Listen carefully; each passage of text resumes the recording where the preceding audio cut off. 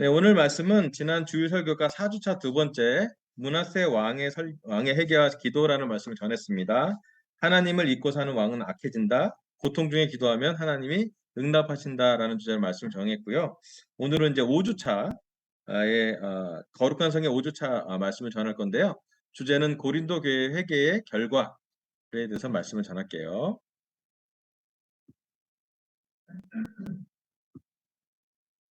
먼저 큐티 5주차에 대해서 하나님은 무엇을 기대하시나라는 중심글이 있습니다. 우리 삶에서 개인으로서 또한 교회로서 메타노이아 회개는 실질적으로 무엇을 의미하는가? 하나님의 사랑과 은혜에 반응하며 어떻게 살아야 할까? 또 회개는 어떻게 표현되며 회개의 결과는 무엇인가? 회개가 일평생 계속되는 경험이라는 것을 우리는 왜 잊어버리곤 하나라는 몇 가지 중요한 굵직굵직한 질문이 있는데요. 좀 생각을 해봐야 될 질문이었습니다. 그중에 오늘 제가 좀 집중해 볼 질문은 회개는 어떻게 표현되며 회개의 결과는 무엇인가에 대한 관련된 말씀을 같이 좀 나누려고 합니다.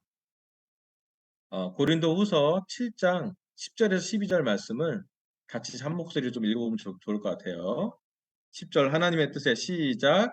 하나님의 뜻에 마음 아파하는 것은 회개를 하게 하여 구원에 이르게 함으로 후회할 것이 없습니다. 그러나 세상 일로 마음 아파하는 것은 죽음에 이르게 합니다. 보십시오. 하나님의 뜻에 맞게 마음 아파함으로써 여러분에게 얼마나 많은 변화가 일어났습니까? 여러분이 나타낸 그 열성, 그 변호, 그 의분, 그 두려워하는 마음, 그 그리워하는 마음, 그 열정, 그 응징은 참으로 놀라운 것입니다. 여러분 그 모든 일에 잘못이 없음을 보여주었습니다. 12절 그러므로 내가 여러분에게 편지한 것은 남에게 불의를 행한 사람이나 불의를 당한 사람 때문이 아니라 우리를 위한 여러분의 간절한 마음이 하나님 앞에서 여러분에게 환히 나타나게 하려는 것입니다. 아멘. 여기 고린도 후서 7장 말씀은요. 사도 바울이 고린도 교회에 보낸 첫 편지, 고린도 전서에 대한 말씀에 대한 고린도 제자들의 고린도 교회의 반응, 또 회개의 반응을 갖고 그 반응을 보고 쓴 말씀이 고린도 후서입니다. 1세기 교회 중에 고린도 교회는 정말 많은 문제를 가지고 있었고요. 이 문제를 대응하려고 고린도 전서가 제작되었습니다. 특히 10절 말씀 보면 하나님의 뜻에 마음 아파하는 것은 회개를 하여 구원에 이르게 함으로 후회할 것이 없다고 합니다. 하지만 세상 일로 마음 아파하는 것은 죽음에 이르게 한다라고 기록되어 있습니다. 자, 오늘 제가 했던 말씀드릴 첫 번째 말씀은요. 하나님의 뜻에 맞는 근심과 세상 근심을 구별합시다입니다. 하나님의 뜻에 맞게 마음 아파하는 것과 세상 일로 마음 아파하는 것은 결과가 완전히 다릅니다. 하나님의 뜻에 마음 아파하는 것은 회개를 하게 함으로 구원을 이루게 하고요. 세상 근심은 죽음에 이르게 한다고 합니다. 자, 그렇다면 하나님의 뜻에 맞게 하는 근심을 하기 위해서 고린도 교회에 전달됐던 사도 바울의 어떤 도전, 고린전서에 나왔던 말씀은 어떤 것인지 좀 구분해 봤습니다. 자, 고린도 교회가 문제점이 많았죠. 교회 밖에 죄가 있었고 교회 안에 죄가 있었습니다. 두 가지로 나누면요. 첫 번째는 고린도 밖의 교회, 고린도 지역, 고린도 그 지역에 관한 환경적이나 문화적인 죄가 이런 게 있었습니다. 코린티즈마이라는 말이 있는데 그게 문자적인 뜻이 뭐냐면 고린도처럼 행하다라는 뜻인데 똑같은 말로 매춘 행위를 행하다라는 말입니다. 그래서 고린도 도시는 부유한 상업 항구 도시였고 아프로디테 자신 그 여신 전에는 1000명의 매춘부들이 제사의식을 지냈다고 합니다. 2만 명 정도의 규모가 들어가시는 야외 극장에 부유함이 되게 많았던 도시가 고린도 도시였고 그렇기 때문에 음란함이나 이방 신들에 대한 제사가 되게 많았던 또 2만 명 정도 야외 극장이 있다면 사실 1세기에서 가장 큰 규모의 상업 도시였다고 볼 수도 있습니다. 그 고린도 밖에서는 그러한 환경에 고린도 교회 밖에서는 그러한 환경에 있던 게 고린도 교회고요. 고린도 안에서의 교회는 이런 것이 있었습니다. 1장에 분열 문제가 나오고요. 십자가의 복음에 대한 오해가 있었습니다. 그다음에 성령님의 계시에 대한 무지가 2장에 나오고요.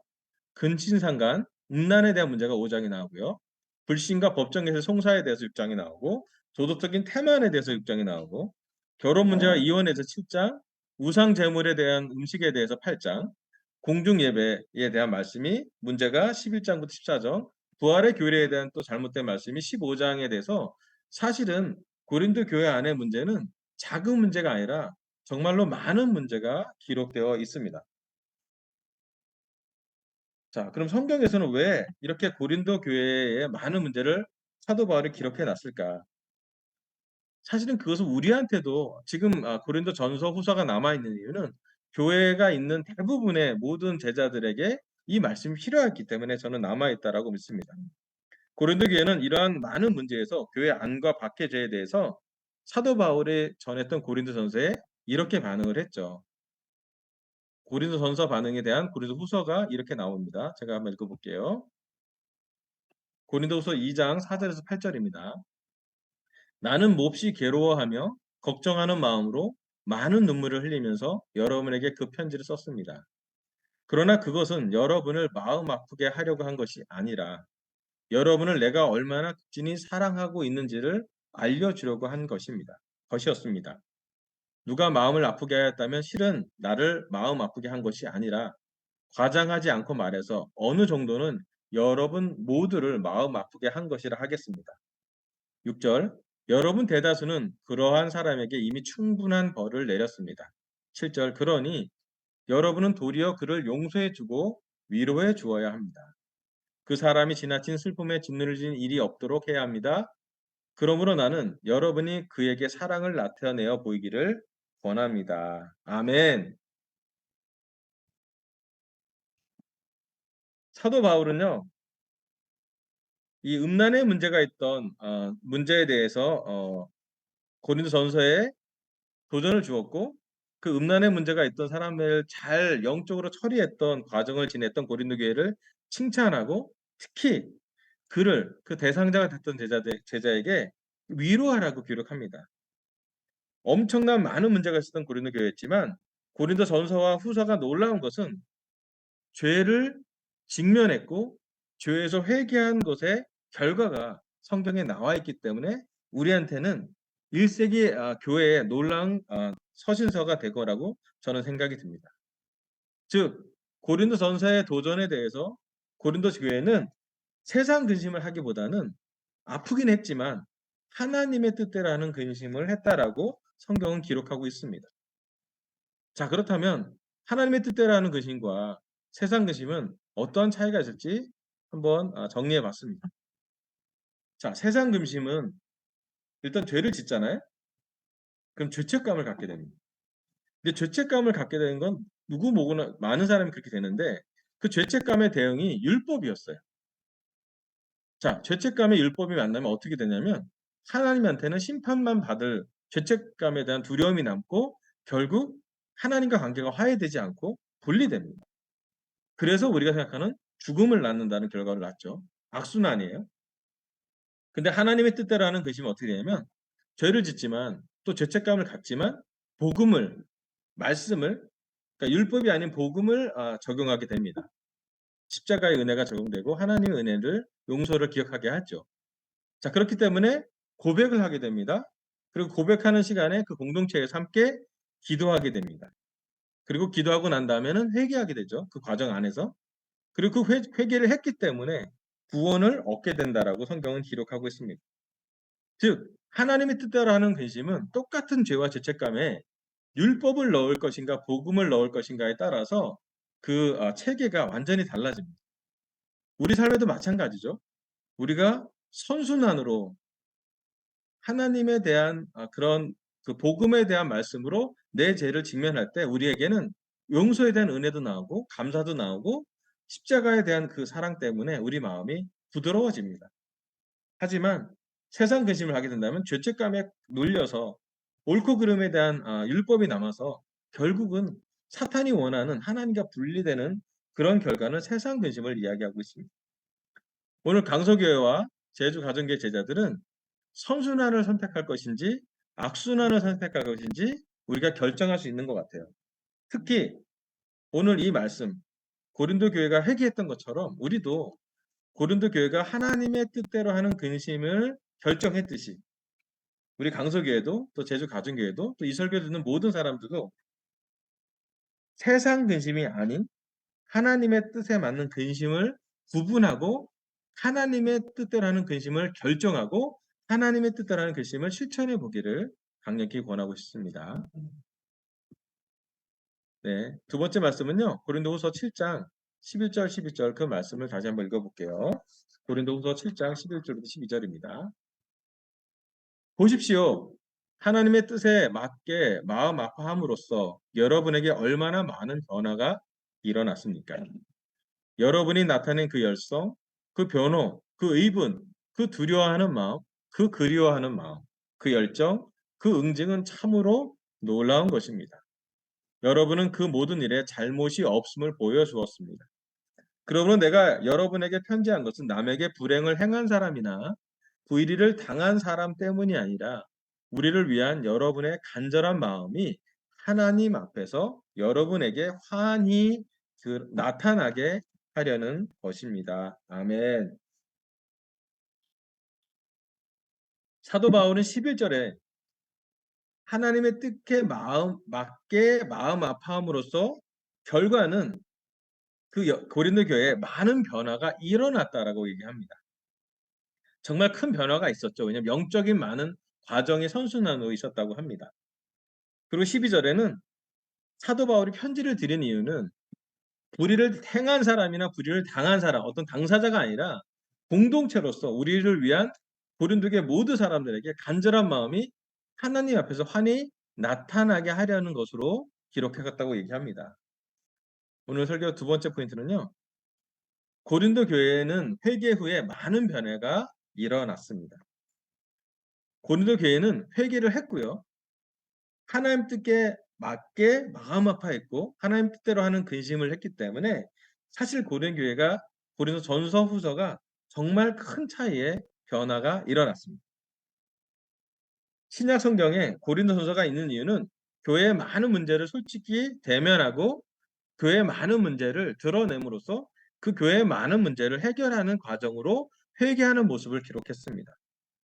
사도 바울은 고린도전서를 기록하면서 이 모든 문제와 죄에 대해서 말씀으로 회개를 촉구합니다. 사실은 사도 바울도 그거 대단한 용기였고 또 말씀을 직면하고 말씀에 대해서 회개했던 고린도 교회도 놀라운 용기였다고 생각이 듭니다. 고린도후서가 놀라운 점은 사도 바울의 도전적인 말씀에 회개했고 하나님의 뜻대로 근심했고 마음 아파했지만 교회가 결국은 변화했다라는 거예요. 교회가 전환됐다라는 얘기예요. 교회 안에 문제를 직면했고 거룩한 말씀 즉 고린도 후서가 요즘 제가 격려받는 변화된 교회의 가장 큰 본이 되고 격려가 되는 말씀이기도 합니다. 교회 공동체는 예수님의 몸입니다. 그래서 우리는 유기적으로 변화를 합니다. 물건이 아니라 인격체의 모습을 지닌다는 것이죠. 우리는 영적으로 변화하든지 아니면 세상적으로 변화하든지 늘 교회는 그리스도의 몸이기 때문에 변동을 가져갑니다. 영적인 변화는 회개의 결과물이라고 볼 수 있습니다. 자, 그럼 사도 바울의 관점을 우리 강서, 제주 또는 한국의 전체에 적용해 보면 어떨까요? 먼저 공동체 회개가 진행될 것 같고 또 공동체 회개의 진행은 인도자부터 먼저 회개하는 것에 기인하고 있습니다. 목사인 저도 회개의 과정을 어쩌면 과거에도 회개했고 최근에도 회개했고 어떤 구조적인 회개가 필요하고 또 개인적인 행동의 회개가 필요하다는 생각이 들었어요. 솔직히 지난 주일날 예배 끝나고 KTT 보고를 한 다음에 제가 했던 그 제자들을 불러서 그 KTT 제자들을 두 형제를 불러서 이 예배당을 떠나서 딴 데 갔던 거는 오해를 살만하고 오해하기 딱 좋은 안 좋은 타임에 적절치 않은 방법이었다고 끝나고 제가 인식하게 됐습니다. 그래서 제가 그걸 보고 무슨 일이 있었나.'라고 좀 피드백을 받아보고 난 다음에 제가 했던 첫 번째 행동은 그 오후에 바로 일산교회 설교가 있었거든요. 일산교회 설교를 갔다 오자마자 그 형제 상처가 있을 만한 또 오해가 있을 만한 형제를 찾아가서 사과를 했어요. 정말 오해를 살 만한 것을 미안했고 오해이기 때문에 사과를 하러 왔다고. 근데 감사하게도 그 형제가 처음에는 조금 힘들었지만 그 얘기를 하나씩 하나씩 들어주면서 마음을 조금 받아가고 있었습니다. 제가 감사했던 건 뭐냐면 바로 그날 내가 사과할 수 있는 기회가 주어진 것에 감사한 것 같아요. 마음 상한 것을 표현하는 것도 또 상한 일을 예상하고 나누는 것도 그날그날 우리가 표현할 수 있다면 그날그날 해결할 수 있다면 먼저 하는 것이 참 건강하다는 생각이 들었습니다. 제가 항상 믿는 것은 제가 작은 부분에도 회개하는 것이 우리 강서와 제주 가정교회의 변화의 시작일 거라고 저는 믿어요. 그리고 정말 믿는 것은 우리 강서와 제주 가정교회가 작은 부분에서 회개한다면 아마 우리 한국 교회 전체에 큰 변화, 전환점이 올 거라고 저는 믿습니다. 결국 KTT 한국 전환팀이 생긴 이유는 우리 교회 모두가 변화를 기대하기 때문입니다. 그리고 한 사람뿐만 아니라 한국 그리스도교회 모두가 공동체로서 변화하기를 바라고 변화에 참여하기를 바란다는 거죠. 그래서 정말 바라는 게 있다면 우리 모두 함께 회개한 다음에 그 변화를 경험하면 좋겠다는 거예요. 정말 믿는 것은 우리 강서교회와 제주 가정교회 제자들이 함께 이렇게 변화를 경험할 수 있기를, 전환을 경험할 수 있기를 저는 간절히 기도하고 있고 또 우리 모두 많이 기도할 거라고 생각이 듭니다. 자, 이제 설교 마무리할게요. 우리 강서 주중교 설교 5주차로서 오늘은 고린도 교회의 회개의 결과에 대해서 말씀을 전했습니다. 첫 번째, 하나님의 뜻에 맞는 근심과 세상 근심을 구별합시다. 오늘 우리 모두가 죽음에 이르게 하는 세상 근심이 아닌 구원에 이르게 하는 하나님의 뜻에 맞는 근심을 하기로 구분하기도 하고 확인하기로 해서 하나님의 뜻대로 하는 근심을 하기로 결정하면 좋겠습니다. 두 번째, 고린도 교회 회개 후에 많은 변화가 일어났습니다. 자, 그렇다면 우리 강서교회나 제주 가정교회 제자들 저를 포함해서 함께 회개한다면 우리도 교회에서 많은 변화가 일어날 거라고 저는 믿고 우리가 그 전환팀에 또 우리 스스로가 전환될 수 있는 공동체가 모두 전환될 수 있는 그런 것을 기대하고 기도할 수 있길 바라면서 설교를 마치도록 하겠습니다. 감사합니다.